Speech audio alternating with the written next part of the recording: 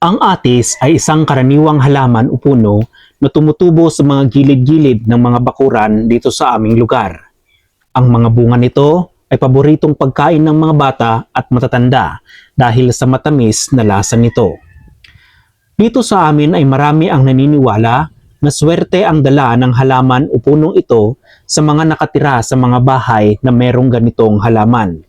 Dahil ito daw ay likas o natural na proteksyon laban sa mga mangkukulam o masamang espiritu.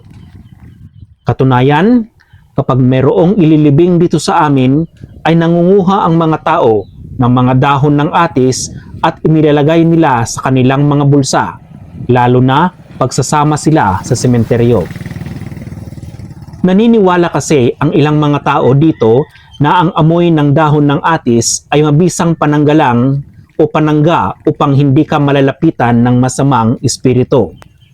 At kung ang isang tao naman ay nasaniban ng masamang espiritu, kumukuha ang mga matanda ng dahon ng atis, dinidikdik ito at ipinapaamoy sa taong nasaniban. Ang ibang mga dahon naman nito ay ipinapalo o inihahampas sa iba't ibang parte ng katawan ng taong nasaniban, kasabay ng pagdarasal at pakikipag-usap sa taong namatay na iwanan na nito ang katawan ng taong sinaniban nito. Naniniwala ang mga matatanda na kaya nitong itaboy ang anumang masamang pwersa na sumanib sa katawan ng tao.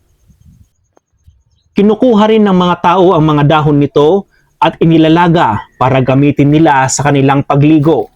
Naniniwala kasi sila na nakapagpapagaling ito sa mga napasma, mayroong mga sakit na hindi maipaliwanag at mahirap gumaling.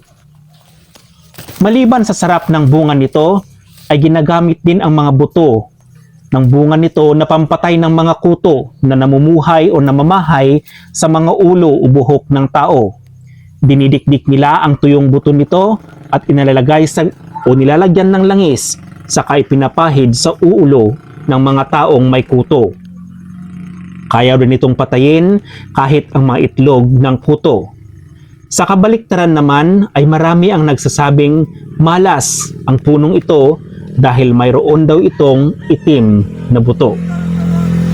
Ang puno ng atis ay mainam na itanim sa may harapan ng bahay, lalo na sa daanan papasok sa inyong mga bakuran, para maharang nito ang mga mangkukulam.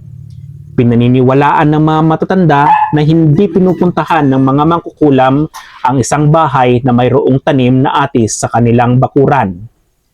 Kaya kung meron ka nitong punong ito, alagaan mong mabuti dahil hindi lang matamis na bunga ang kaya nitong ibigay, kundi pati na rin ang proteksyon laban sa masamang espiritu.